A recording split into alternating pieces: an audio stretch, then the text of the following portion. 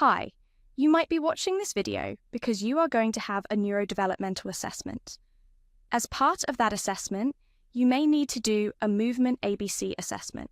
Along with other information, the movement ABC will help us to see if you might have something called a Developmental Coordination Disorder, which is sometimes called dyspraxia.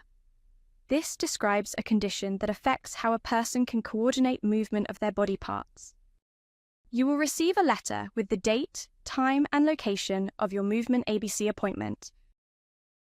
When you get here, you'll take a seat in the waiting room where you can get a drink and play with some toys, or do some colouring if you want. Then, someone called a clinician, who is a person that works here, take you and your parents of carers into one of the clinic rooms to explain what you're going to be doing.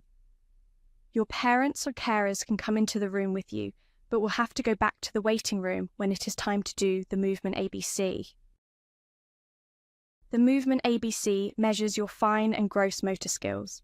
This means the little movements you make, like writing, and the big movements you make, like throwing a ball. Once the clinician has finished explaining the movement ABC to you, it is time for your parents to go back to the waiting room so that they don't distract you during the assessment.